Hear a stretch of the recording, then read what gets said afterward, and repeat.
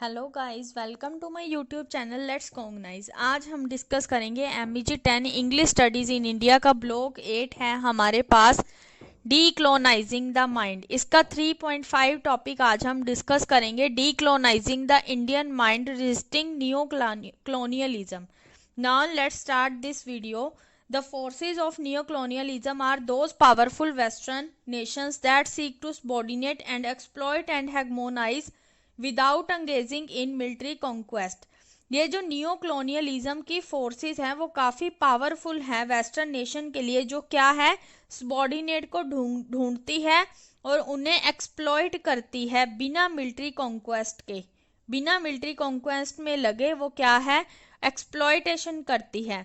The agenda is further by the activity. ये किसकी activity है, लाइबरलाइजेशन की, प्राइवेटाइजेशन की एंड ग्लोबलाइजेशन की।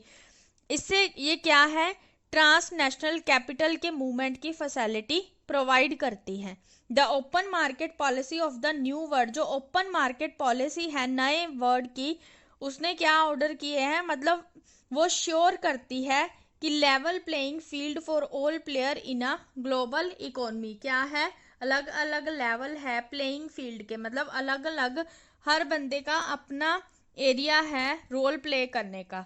The economically weaker nation often have to submit to the demand of the powerful European and American combined.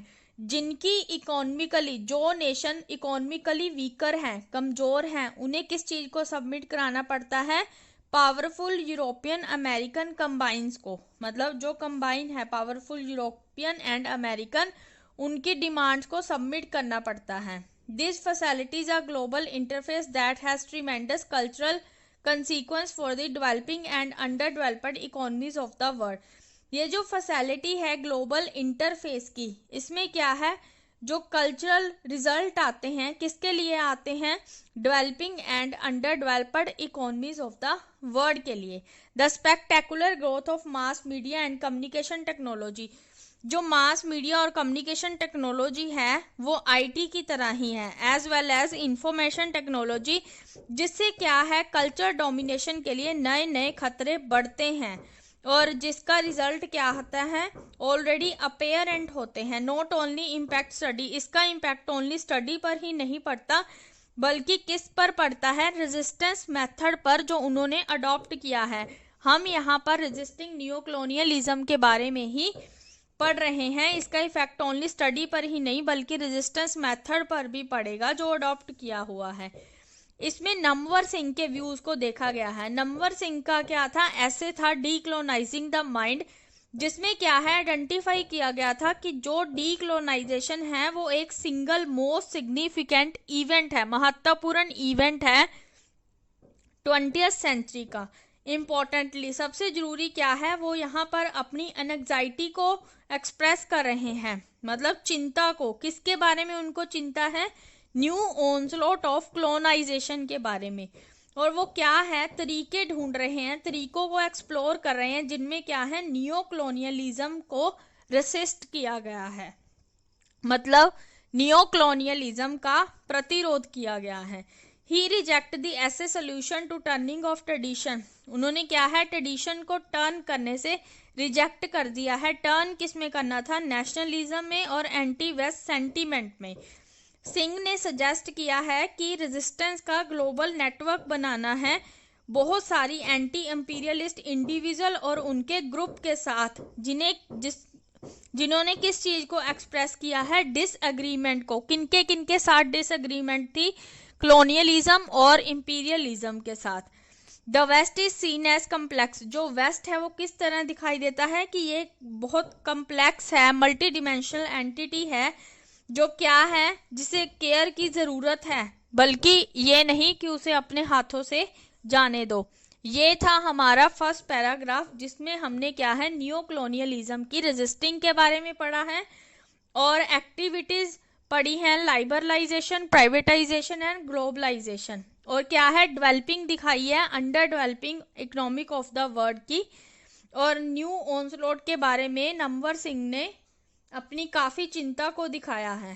Colonialism और imperialism के बारे में बताया है नाउ हम डिस्कस करते हैं सेकंड पैराग्राफ। आई होप आपको ये फर्स्ट पैराग्राफ अच्छे से समझ आ गया होगा। Singh maintain that there is a no one simple given tradition in India. Singh ने क्या कहा है कि इंडिया में कोई भी सिंपल ट्रेडिशन नहीं है। Any tradition that is use to oppose the onslaught of colonization. कोई भी ऐसा ट्रेडिशन नहीं है जो ऑनस्लॉट के ऑपोजिट हो, उसे क्या है रिकंस्ट्रक्ट किया गया है। The rediscovery of the past by the present as desired. क्या है जो पास्ट की डिस्कवरी है उसे प्रेजेंट की इच्छा के अनुसार रीडिस्कवर करना है। यही है ऑपोजिट है ऑनस्लॉट ऑफ कॉलोनियलाइजेशन के। This means that the tradition that will be constructed as the past of the country. इसका मतलब क्या है कि जो ट्रेडिशन है वो क्या है पास्ट के बेस पे कंस्ट्रक्ट किया जाता है। Will be according to the needs of the present, और उसे क्या है रिकंस्ट्रक्ट किया जाए प्रेजेंट में जो भी जरूरत है। इसके बारे में ही सिंह ने ट्रेडिशन के बारे में यही बताया है। This will thus be a biased version of tradition. क्या है ये पक्षपात वर्जन है ट्रेडिशन का। Whose tradition is to be, वो क्या कहते हैं यह किसका ट्रेडिशन है। The two example Singh give are those of the imperial power of today. Singh ने दो एग्जाम्पल दी है इंपीरियल पावर की जो आज के दिनों में है। Who still have a good vested who still have a vested interest in their previous colonies and who need to see India and the third world as a backward and primitive place। क्या है interest दिखाया है, previous colonies के interest के बारे में बात की गई है और ज़रूरत दिखाई है इंडिया को देखने की और थर्ड वर्ल्ड की। थर्ड वर्ल्ड को एज अ बैकवर्ड और प्रिमिटिव प्लेस डिस्कशन की गई है, मतलब कंपेयर किया गया है थर्ड वर्ल्ड को as a backward and primitive place. The imperial forces pick out of India's past only those thing. जो इम्पीरियल फोर्सेस है, इम्पीरियल शक्तियां हैं, वो क्या है इंडिया के पास्ट में उन्हीं चीज़ों को देखती है जो क्या है हेल्प करती हैं कंसोलिडेट करने में प्रिमिटिवनेस और बैकवर्डनेस को। अकेली उन्हीं चीज़ों को बाहर निकाला जाता है जो प्रिमिटिवनेस और बैकवर्डनेस की तरफ ले जाती हैं।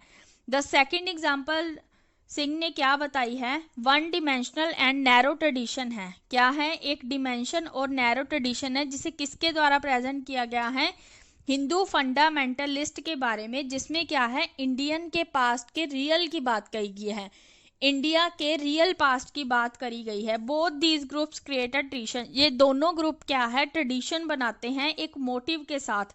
वो जो ट्रेडिशन है दोनों होता है, पॉलिटिकल भी होता है कमर्शियल भी होता है। ये था हमारा सेकंड पैराग्राफ। आई होप आपको अच्छे से समझ आ गया। इसमें सिंह ने इंपीरियल पावर्स, आज की जो दो इंपीरियल पावर हैं उसके बारे में ही डिस्कशन की है और पास्ट के बेस पे प्रेजेंट में प्रेजेंट की इच्छा के अनुसार दोबारा पास्ट को रीडिस्कवर करना, इस टॉपिक के बारे में भी डिस्कस किया था। नाउ नेक्स्ट पैराग्राफ स्टार्ट करते हैं हम। Singh also reject the option of resisting new colonialism through the nationalist allegory. Singh ने क्या है रिजेक्ट कर दिया था न्यू कॉलोनियलिज्म की रेजिस्टिंग को, किसके थ्रू, नेशनलिस्ट एलिगोरी के थ्रू। उन्होंने कहा है कि यह नेशन किसका है, वो क्या पूछते हैं, the poor the backward the Dalit do not according to him.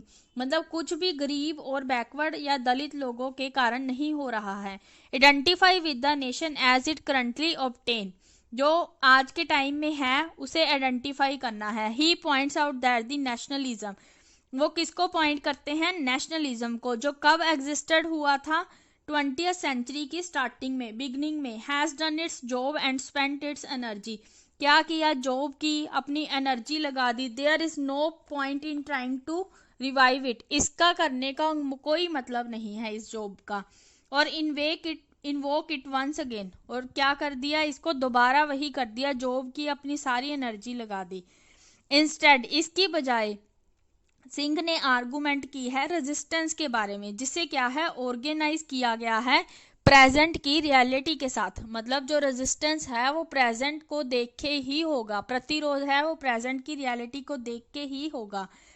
In the realm of culture, अगर हम कल्चर की बात करें, Singh argue through a small important to realize that. Singh किसके लिए आर्गूमेंट करते हैं कि जो क्लोनाइजेशन है वो क्या है, हेगमोनिक है, that is the colonization of this small percentage of Indian is one that constitute culture control। ये जो colonization है इसमें क्या है, लेस नंबर ऑफ इंडियंस है, मतलब स्मॉल परसेंटेज है इंडियन की जो क्या है एक संविधान बनाते हैं कल्चरल कंट्रोल का और अपनी पावर्स लगाते हैं, पावर बनाते हैं special. It is important also to remember that the small percentage of culturally colonized people belong to the class that claims to having changed and developed literature in the post-independent period। सबसे ज़्यादा जरूरी क्या है यह याद रखना कि small percentage है जो कॉलोनाइज्ड पीपल की वो किस क्लास से बिलोंग करती है जो दावा करते हैं पोस्ट इंडिपेंडेंट पीरियड के लिटरेचर को चेंज करने का और डेवलप करने का। Singh cynicism against this class is evident. उन्होंने क्या कहा है कि ये क्लास इसका सबूत है। Ironically point out that this is the class, यह वह क्लास है जिसमें क्या है दावा किया जाता है कि वो डीकोलोनाइजेशन को काफ़ी इफेक्ट करेगी और इसी सारे प्रोसीजर को क्या बोला जाता है, स्यूडो डीकोलोनाइजेशन। आई होप आपको ये थर्ड पैराग्राफ भी अच्छे से समझ आ गया। नाउ हम डिस्कस करते हैं लास्ट पैराग्राफ है हमारे पास, second paragraph, sorry fourth paragraph है, लास्ट पैराग्राफ हमारे पास। Namvar Singh recommend that we should not dissociate ourselves from the progressive element in the West in search of distinctive identity for third world literature। Number Singh ने किस चीज़ को recommend किया है, किस चीज़ की सलाह दी है कि हमें खुद को डिसोशिएट नहीं करना है प्रोग्रेसिव एलिमेंट से। जो वेस्ट में प्रोग्रेसिव एलिमेंट है उससे हमको अलग नहीं करना है, हमें क्या है एक डिस्टिंक्टिव आइडेंटिटी की सर्च करनी है थर्ड वर्ल्ड लिटरेचर के लिए। ये जो मॉडल है ये किसके लिए है, थर्ड वर्ल्ड लिटरेचर के लिए। ये एक ऐसा लिटरेचर है जो सोशलिस्ट ब्लॉक है एक तरह का, जो सेकंड वर्ड में था। अल्थो द सेकंड वर्ड की बिगनिंग में क्या हुआ था, डिसइंटीग्रेट हुई थी, वो लिटरेचर नहीं था। Singh assert that the literature of the, Singh ने किसकी बात की है, सेकंड वर्ड के लिटरेचर की, जो क्या है काफ़ी ज़्यादा लिबरेटेड है और एक्साइटिंग है थर्ड वर्ड के लिए। Namwar Singh resistance to neo colonialism, Namwar Singh ने जो रेजिस्टेंस की थी नियो कॉलोनियलिज्म की, उससे क्या हुआ काफ़ी मॉडल्स फाइंड आउट हुए थर्ड वर्ड लिटरेचर के लिए। Clearly he accept the division of word into 3, तो उन्होंने किस चीज़ की सलाह दी, उन्होंने एक्सेप्ट किया ये कि वर्ड को 3 में डिवाइड किया जाए। Opposition Aijaz Ahmad so strongly refuted from the post colonial stand point. I hope आपको ये वीडियो अच्छे से समझ आ गई। सो नाउ हम नेक्स्ट वीडियो में डिस्कस करेंगे इसके 2 टॉपिक्स जो हमारे इस यूनिट के रह गए हैं, वो है saying an impossible no end the decolonising the western mind. मिलते हैं नेक्स्ट वीडियो में, तब तक के लिए thank you, bye bye, have a nice day.